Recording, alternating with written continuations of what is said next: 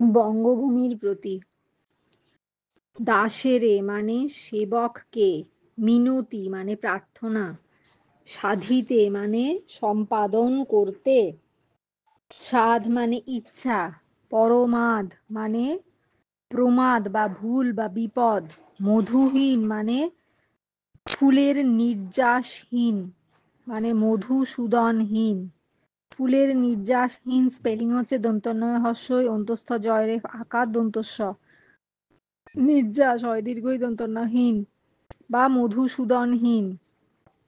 প্রবাসে মানে বিদেশে, কোকোনদ মানে লাল পদ্ম, দৈবের বশে মানে নিয়তি বা দৈব শক্তির প্রভাবে, দেহ আকাশ মানে দেহরূপ আকাশ, খেদ মানে দুঃখ বা অনুশোচনা, অমর মানে মৃত্যুহীন, মক্ষিকা মানে মাছি, অমৃত হ্রদে মানে অমৃতরূপ হ্রদে, ধন্য মানে সার্থক, নরকুলে মানে মানব সমাজে, নিত্য মানে সর্বদা, সেবে মানে সেবা করে, মাগিব মানে প্রার্থনা করিব, হেন মানে এরূপ, শ্যামা মানে শ্যামলা বা বঙ্গভূমি, জন্মদে মানে জন্ম দেন যিনি, মানসে মানে মানস সরোবরে, তামরস মানে পদ্মফুল। রেখো মা দাসেরে মনে, এ মিনতি করি পদে। কার লেখা কোন কবিতার অন্তর্গত? বক্তা কে? বক্তা মা বলতে কাকে বুঝিয়েছেন? মায়ের কাছে বক্তা কি মিনতি জানিয়েছেন? উদ্ধৃত অংশটি মধুসূদন দত্ত বিরচিত বঙ্গভূমির প্রতি কবিতার অন্তর্গত।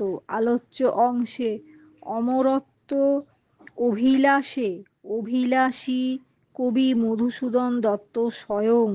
অমরত্ব অভিলাষে, অভয়স্বই লয়াকার পেটকাটা মূর্ধন্যস্ব একার, অভিলাষে অভিলাষী, অভয়স্বই লয়াকার পেটকাটা মূর্ধন্যস্ব দীর্ঘ, অভিলাষী কবি মধুসূদন দত্ত স্বয়ং। আলোচ্য অংশে মা বলতে কবি সুজলা সুফলা বঙ্গভূমিকেই বুঝিয়েছেন। এখানে দেশ জননীর উপর ব্যক্তিত্ব আরোপ করা হয়েছে, তবে দেশ তো শুধুমাত্র মাটি দিয়ে গড়া নয়, মানুষ দিয়ে গড়া। তাই দেশের অগণিত মানুষের মনোমন্দিরে ঠাঁই আশা করছেন কবি। যশোভিলাষী কবি বিদেশ যাত্রার আগে বঙ্গজননীর নিকট প্রার্থনা জানিয়েছেন যে তিনি যেন কবিকে কোনোদিন বিস্মৃত না করেন, বয়হস্যই দন্তস্বয় ময়েরিত, বিস্মৃত না হন। তিনি যেন কবিকে কোনোদিন বিস্মৃত না করেন হবে, তিনি যেন কবিকে মনে রাখেন। বিস্মৃত না করেন মানে স্মৃতি থেকে মুছে দেওয়া আর কি, বিস্মৃত। তিনি যেন কবিকে মনে রাখেন। মনের বাসনা চরিতার্থ করতে গিয়ে যদি ভুলভ্রান্তি ঘটে, তবুও তিনি যেন কবিকে ভুলে না যান। প্রবাসে দৈবের বশে যদি তার জীবনাবসান হয়, তবে তাতে কবির কোনো দুঃখ নেই, কারণ মানুষের জীবন চিরস্থায়ী নয়। মানুষ মরণশীল, ম র মূর্ধন্য তালবস্বয় দীর্ঘই ল। প্রবাসে দৈবের বশে যদি তার জীবনাবসান হয়, তবে তাতে কবির কোনো দুঃখ নেই, কারণ মানুষের জীবন চিরস্থায়ী নয়, কারণ মানুষ মরণশীল। একদিন কবিকেও এই পৃথিবী ছেড়ে চলে যেতে হবে, কিন্তু যদি বঙ্গভূমি কবিকে মনে রাখে, তবে কবি মরতেও ভয় পান না, কারণ তিনি জানেন দেশের মানুষরা যাকে মনে রাখে সেই ধন্য। তবে মধু কবির এমন কোনো গুণ নেই যার জন্য কবি অমরত্ব প্রার্থনা করতে পারেন, অমরতয়ব প্রার্থনা করতে পারেন। তবে দেশ মাতৃকা যদি কবির ভুল ত্রুটি মার্জনা করে শুধুমাত্র গুণগুলিকে তুলে ধরেন, তবে কবি দেশবাসীর মনে অমর হয়ে থাকবেন। মধু কবির এমন কোনো গুণ নেই যার জন্য কবি অমরত্ব প্রার্থনা করতে পারেন। তবে দেশমাতৃকা যদি কবির ভুল ত্রুটি মার্জনা করে শুধুমাত্র গুণগুলিকে তুলে ধরেন, তবে কবি দেশবাসীর মনে অমর হয়ে থাকবেন। তার একান্ত বাসনা তিনি যেন দেশবাসীর মানসে অর্থাৎ মানস সরোবরে সব ঋতুতে ফুটে থাকতে পারেন। দন্ত স রয়কার ব রয়কার সরোবরে সর্ব ঋতুতে ফুটে থাকতে পারেন। নেক্সট কোয়েশ্চেন, সাধিতে মনের স্বাদ ঘটে যদি পরমাদ। কার লেখা কোন কবিতার অন্তর্গত? বক্তাকে কার প্রতি বক্তার এই উক্তি? মনের কিরূপ স্বাদ ও কিরূপ পরমাদের কথা বলা হয়েছে। উদ্ধৃত অংশটি কবি মাইকেল মধুসূদন দত্ত বিরচিত বঙ্গভূমির প্রতি কবিতার অন্তর্গত।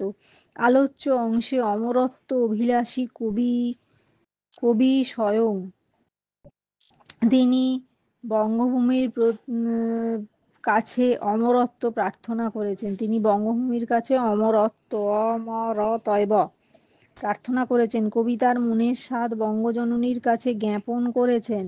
অমরত্ব লাভে ইচ্ছুক কবি বঙ্গজননীর কাছে প্রার্থনা জানিয়েছেন যে বঙ্গজননী যেন তাকে ভুলে না যান, যেন তাকে আপন হৃদয়ে চিরভাস্বর করে রাখেন। জয়হস্যই র ভয়াকার দন্তস্বয় ব র ভাস্বর করে রাখেন। কবির ঐকান্তিক কামনা এবং ঐকান্তিক বাসনা এই যে প্রবাসী কবিকে যেন বঙ্গভূমি অর্থাৎ জন্মভূমি অর্থাৎ বঙ্গভূমি এবং জন্মভূমির প্রতিটি মানুষ মনে রাখে। দেশবাসী যেন তাদের মনোমন্দিরে কবিকে চিরকাল স্থান দেন। কাব্য জীবনে ও ব্যবহারিক জীবনে কবি যেন প্রতিষ্ঠা লাভ করতে পারেন। কবির স্বাদ পুরাণকালে যদি কোনো ভুল ত্রুটি হয়ে যায়, স্বাদ পুরাণকালে মানে যেই সময় স্বাদ পূরণ হবে আর কি, পয় দীর্ঘ র মূর্ধন্য পুরনকালে, পয় দীর্ঘ র মূর্ধন্য কয়াকার লয়কার পুরনকালে, পুরাণ হলে তো পৌরাণিক কাহিনী হয়ে যেত, স্বাদ পূরণকালে পয় দীর্ঘ র মূর্ধন্য কয়াকার লয়কার, স্বাদ পূরণকালে যদি কোনো ভুল ত্রুটি হয়ে যায়, অর্থাৎ যদি কোনো পরমাদ ঘটে, যদি কবি দেশমাতৃকাকে বিস্মৃত হন,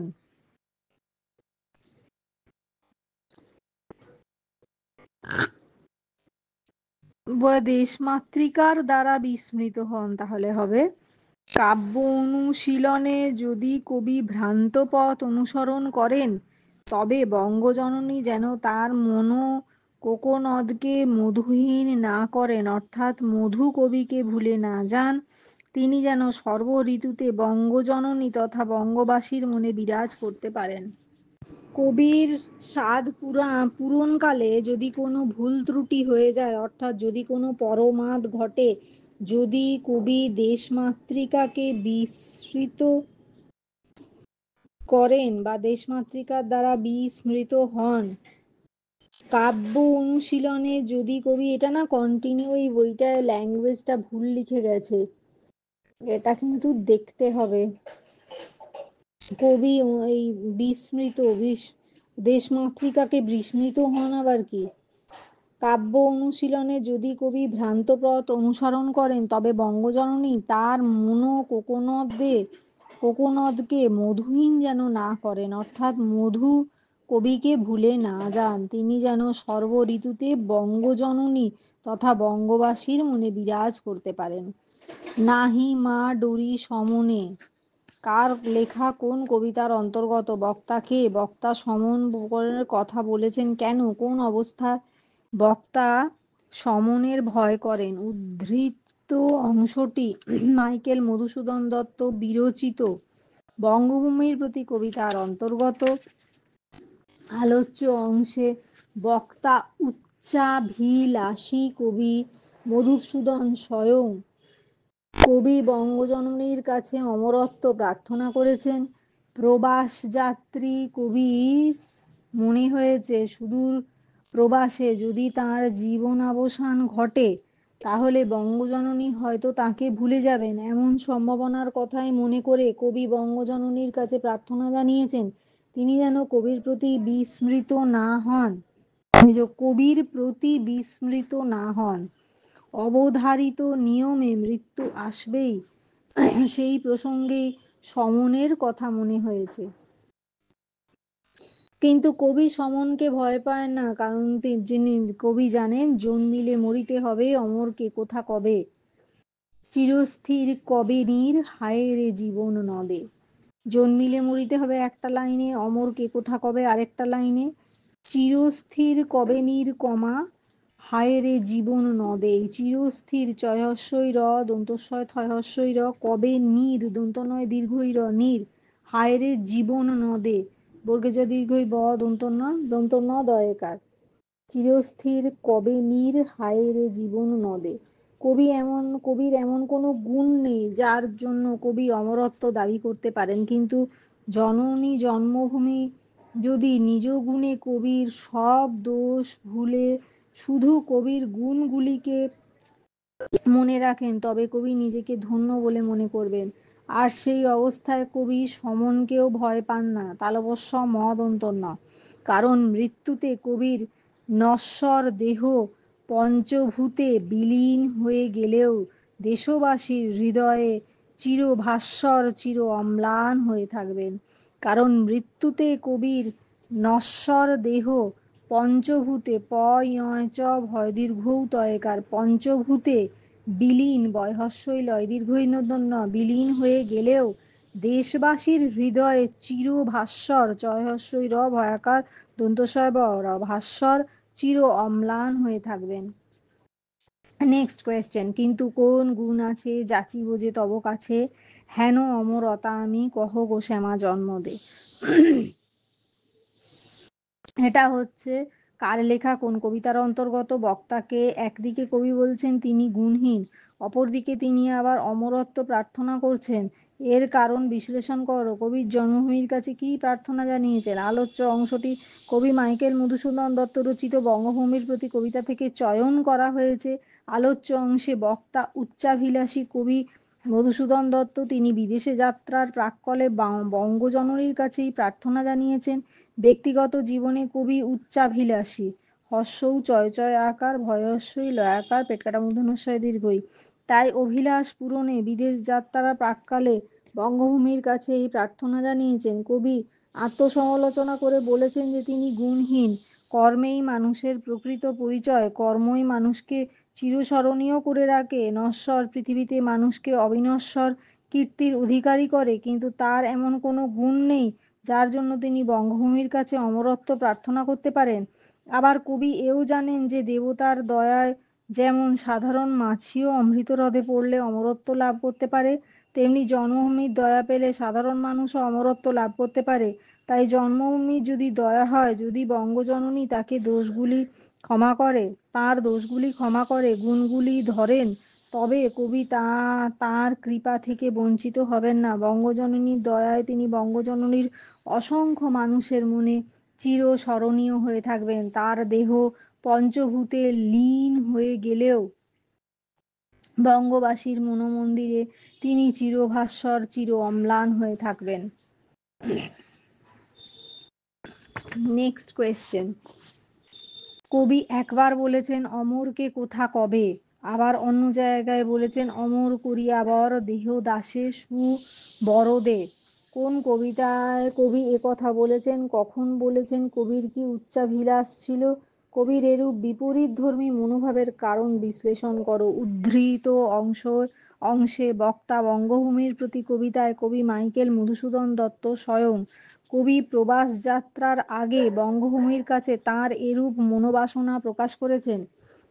কবির অভিলাষ ছিল তিনি জাতির মনোমন্দিরে চিরভাস্বর চির অম্লান থাকবেন, জন্মভূমি যেন তাকে ভুলে না যান, জন্মভূমির প্রতিটি মানুষের মনে তিনি যেন সতত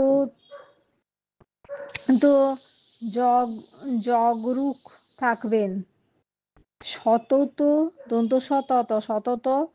জাগরুক, বর্গের জয়াকার গ রয় হস্যৌক জাগরুক থাকেন। কবির অভিলাষ ছিল তিনি জাতির মনোমন্দিরে চিরভাস্বর চির অম্লান থাকবেন, জন্মভূমি যেন তাকে ভুলে না যান, জন্মভূমির প্রতিটি মানুষের মনে তিনি যেন সতত জাগরুক থাকেন। বর্গের জয়াকার গ রয় হস্যৌক।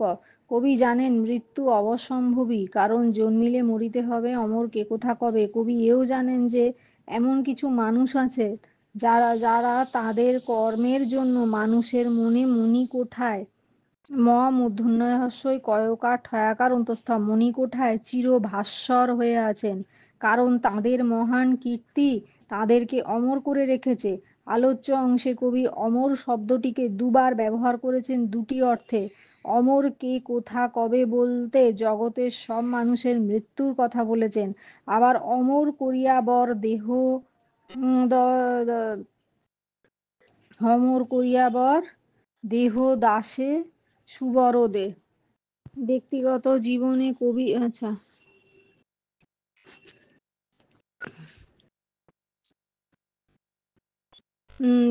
যারা তাঁদের কর্মের জন্য মানুষের মনের মণিকোঠায় চিরভাস্বর। আচ্ছা, কবি এও জানেন যে এমন কিছু মানুষ আছেন যারা তাঁদের কর্মের জন্য মানুষের মনের মণিকোঠায় চিরভাস্বর হয়ে আছেন, কারণ তাঁদের মহান কীর্তি তাদের অমর করে রেখেছে। আলোচ্য অংশে কবি অমর শব্দটিকে দুবার ব্যবহার করেছেন দুটি অর্থে।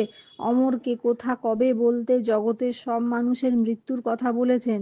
আবার অমর করিয়াবর দেহ দশে দেহ দাসে সুবরদে বলতে তার মৃত্যুর পরও সুকর্মের কীর্তির মাধ্যমে জনমানসে বেঁচে থাকার ইচ্ছা প্রকাশ করেছেন। তাই প্রথম অমর শব্দটি দেহের পঞ্চভূতে লীন হয়ে যাওয়ার সঙ্গে তুলনীয় তুলনীয় কারণ জাত ব্যক্তি মাত্রই, কারণ সমস্ত মানুষই মৃত্যুর অধীন। আবার দ্বিতীয় অমর শব্দটি মৃত্যুহীন অর্থে ব্যবহৃত হয়েছে, কারণ মৃত্যুর পর তাঁর দেহ পঞ্চভূতে লীন হয়ে গেলেও মানুষের মনোমন্দিরে তিনি চিরস্মরণীয় হয়ে থাকবেন। এই যে কারণ জাত ব্যক্তি মাত্রই মৃত্যুর অধীন, জাত ব্যক্তি বর্গের জয়াকার ত, জাত ব্যক্তি মাত্রই মৃত্যুর অধীন। আবার দ্বিতীয় অংশ শব্দটি মৃত্যুহীন অর্থে ব্যবহৃত হয়েছে, কারণ মৃত্যুর পর তাঁর দেহ পঞ্চভূতে লীন হয়ে গেলেও মানুষের মনোমন্দিরে তিনি চিরস্মরণীয় হয়ে থাকবেন। Next question. মক্ষিকাও গলে না গো পুরিলে অমৃত হ্রদে। কার লেখা কোন কবিতার অন্তর্গত? বক্তা কে? উদ্ধৃত অংশটি কবি মধুসূদন দত্ত বিরচিত বঙ্গভূমির প্রতি কবিতার অন্তর্গত। আলোচ্য অংশে বক্তা উচ্চাভিলাষী কবি মাইকেল মধুসূদন দত্ত।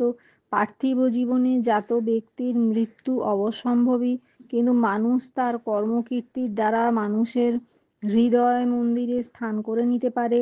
এই প্রসঙ্গে কবির এই উক্তি, জন্মিলে মরিতে হবে অমর কে, কোথা, কবে, এই কথা কবি ভালোভাবেই জানেন। মৃত্যু অবশ্যম্ভাবী, তাই কবি জানেন যে একদিন তাকেও চলে যেতে হবে। তবে তার জন্য কবি চিন্তিত বা দুঃখিত নন। তার আশা, তার কাব্য কবিতার জন্য তিনি দেশবাসীর কাছে চিরস্মরণীয় হয়ে থাকবেন। সামান্য মৌমাছি মধু পান করতে গিয়ে অনেক সময় মধুভাণ্ডে পড়ে গিয়ে মারা যায়, কিন্তু তার দেহ দীর্ঘদিন অবিকৃত থাকে। ঠিক এমনভাবেই যদি কবির মৃত্যু হয়, তবে কৃতকর্মের জন্য তিনিও মানুষের হৃদয় মন্দিরে চিরভাস্বর হয়ে বিরাজ করবেন।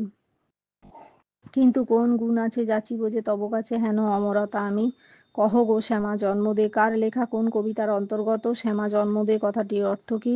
কাকে শ্যামা জন্মদে বলা হয়েছে এবং কেন হেন অমরতা বলতে কি বুঝিয়েছেন?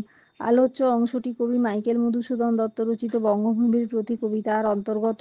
শ্যামা জন্মদে কথার অর্থ শস্য শ্যামলা জন্মদাত্রী, বঙ্গভূমিকেই বুঝিয়েছেন। বঙ্গভূমি সুজলা সুফলা শস্য শ্যামলা, জননী ও জন্মভূমি মানুষের কাছে সমগোত্রীয়। কবির কাছে জননী ও জন্মভূমি স্বর্গের চেয়েও শ্রেষ্ঠ।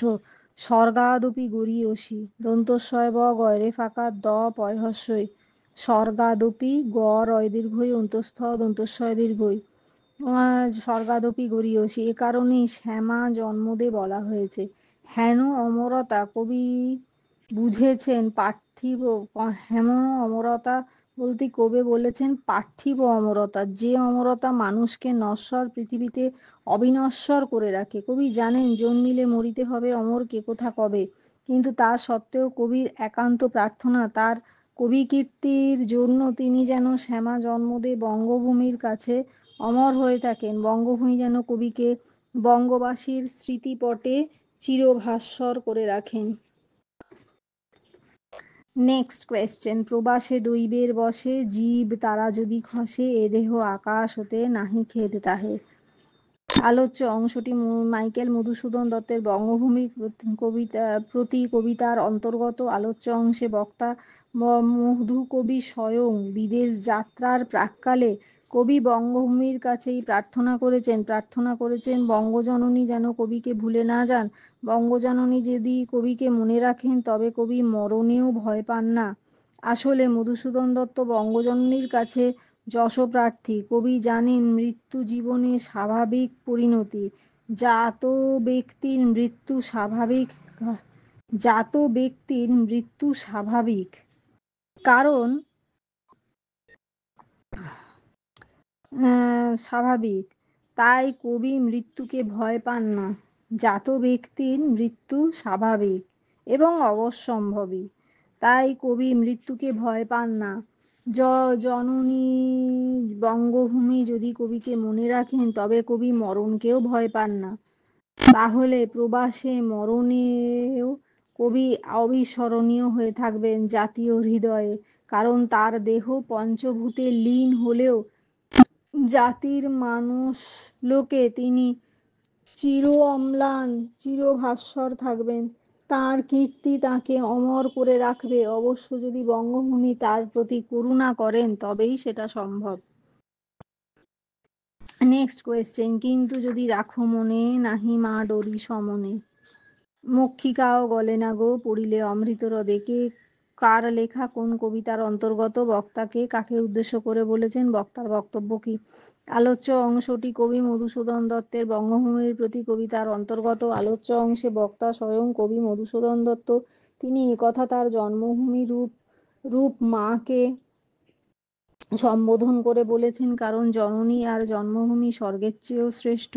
তাই জননী আর জন্মভূমির মধ্যে কোনো পার্থক্য কবি দেখতে পাননি। কবি অকুণ্ঠ চিত্তে চিৎকার করেছেন যে তাঁর কোনো গুণ নেই, তাই তিনি চিরস্মরণীয় হয়ে থাকার দাবি করতে পারেন না। কিন্তু জননী জন্মভূমি যদি তার সমস্ত দোষগুলিকে ভুলে কেবল গুণগুলিকে মনে রাখেন তবে কবির মনস্কামনা পূরণ হতে পারে, কবি জীবনে ধন্য হতে পারেন। সেরূপ অবস্থায় কবি সমনকেও ভয় পান না। তালবস্য মদন্তন সমনকেও ভয় পান না, কারণ সমন তার নশ্বর দেহকে পঞ্চভূতে লীন করে দেবে সত্য, কিন্তু জন্মভূমির স্মৃতিপটে জন্মভূমির প্রতি মানুষের মনে তিনি চিরভাস্বর চির অম্লান থাকবেন। এই কারণেই কবি সমনকে ভয় পান না, প্রবাসে মৃত্যুতে কেউ পরোয়া করেন না।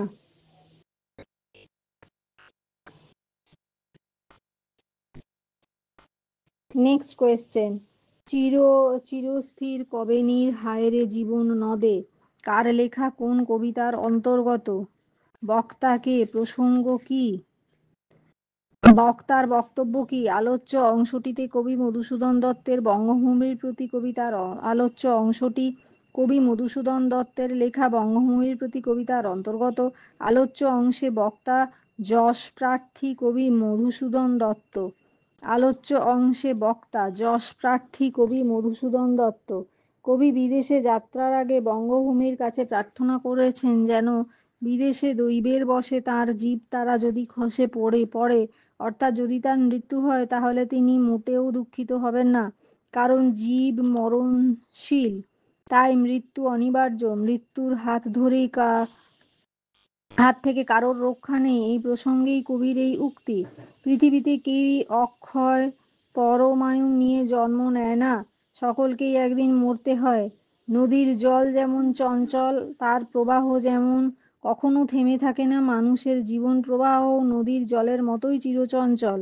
কোনো মুহূর্তে জীবন শেষ হয়ে যাবে কোন মুহূর্তে জীবন শেষ হয়ে যাবে তা কেউ বলতে পারে না।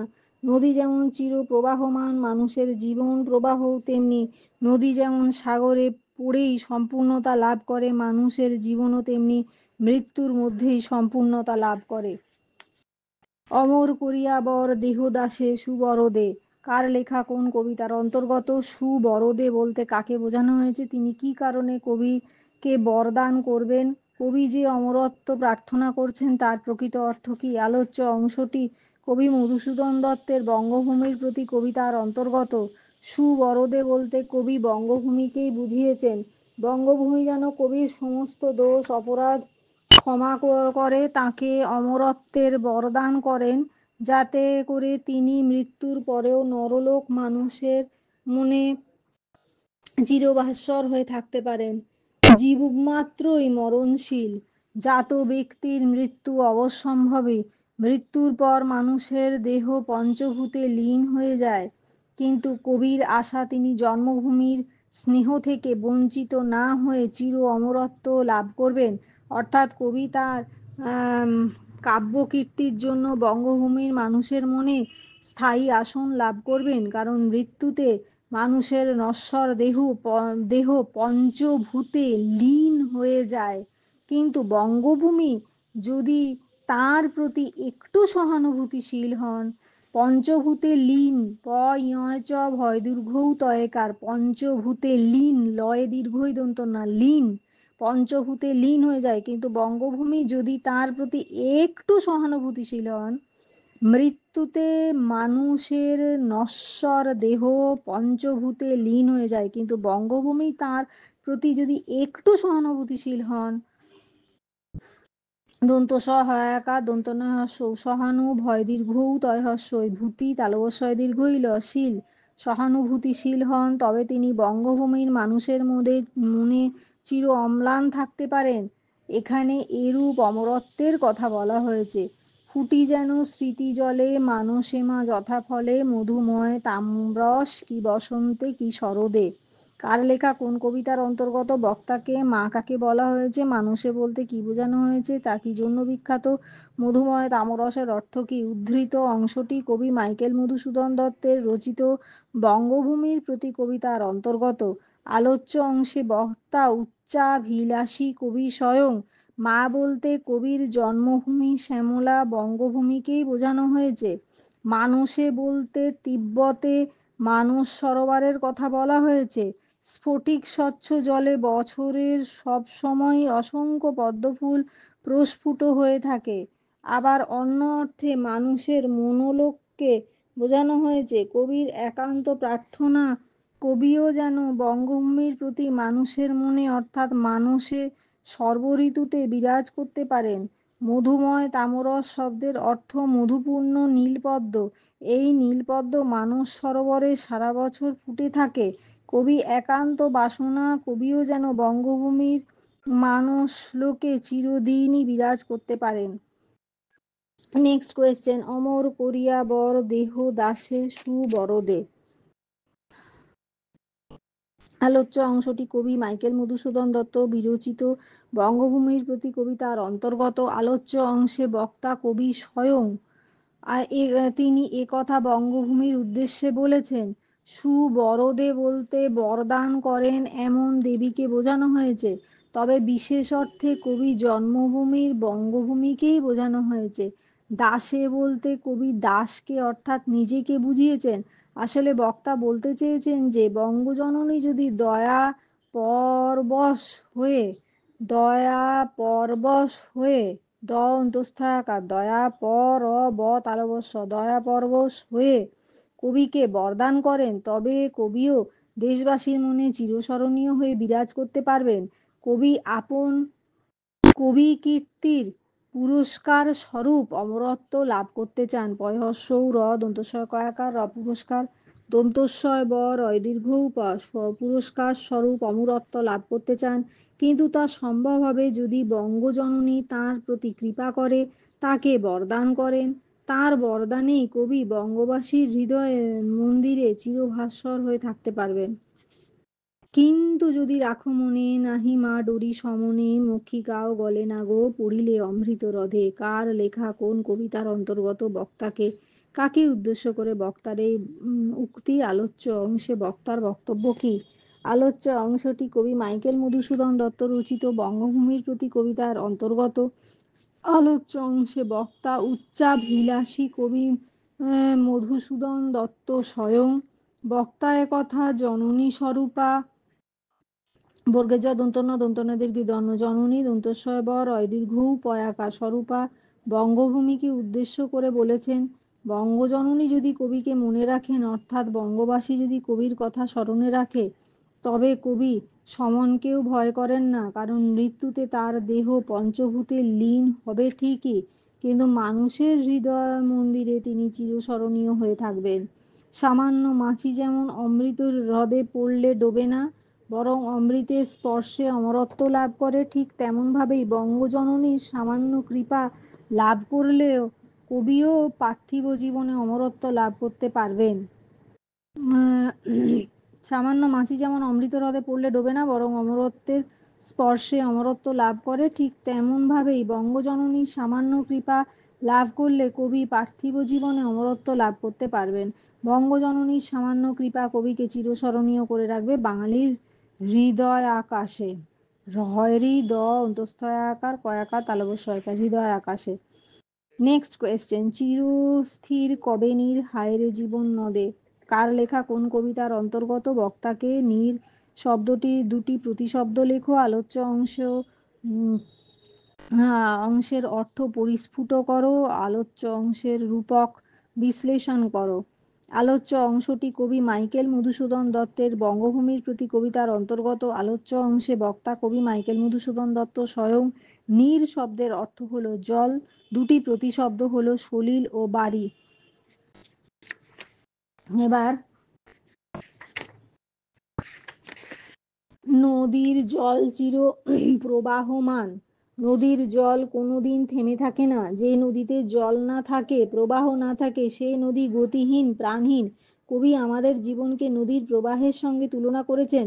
মানুষের জীবন নদীর প্রবাহের মতোই, নদী থেমে যাওয়া মানুষের জীবনের অবসানের সামিল। নদীর মতোই মানুষের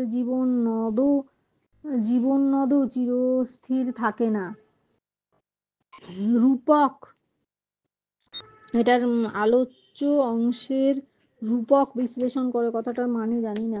আলোচ্য অংশের রূপকটি গভীর তাৎপর্যবাহী।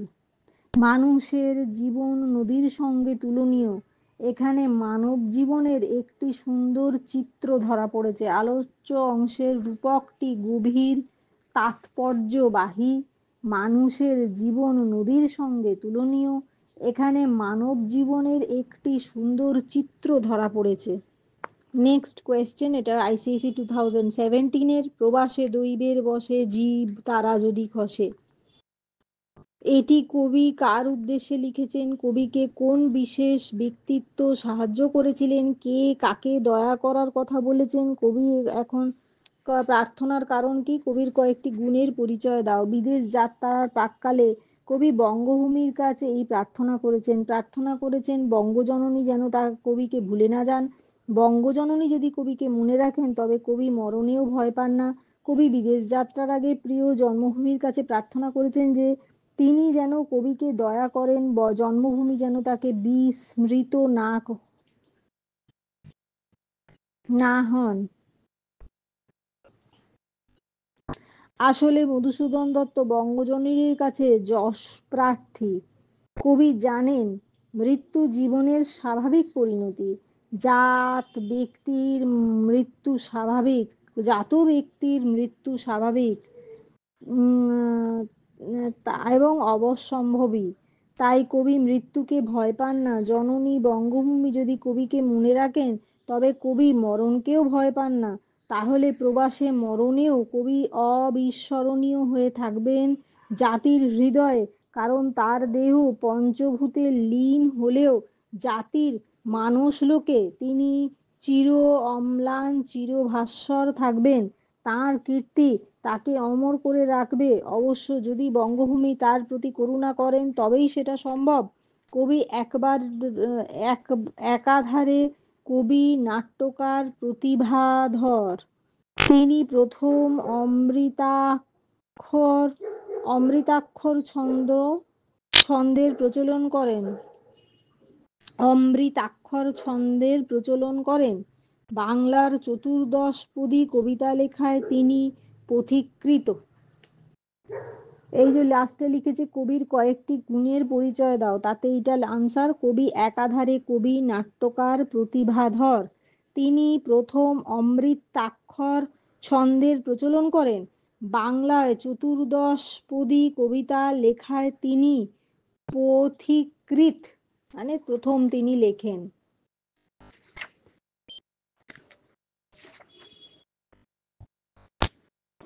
কবিতার সারাংশ সংক্ষেপে, উচ্চাভিলাষী কবি বিদেশ যাত্রার আগে বঙ্গভূমির কাছে প্রার্থনা জানিয়েছেন যে তিনি যেন কবিকে সর্বদা মনে রাখেন।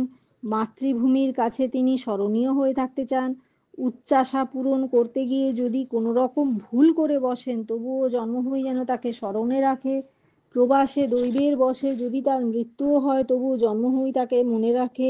এই মৃত্যুতে তার কোনো দুঃখ নেই, কারণ মানুষ মরণশীল, জন্মিলে মরিতে হবে।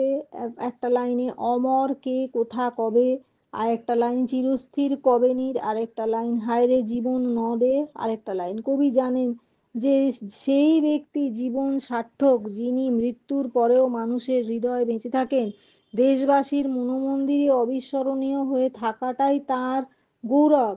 কিন্তু কবির এমন কোনো গুণ নেই যার জন্য মাতৃভূমির কাছে তিনি অমরতা প্রার্থনা করতে পারেন।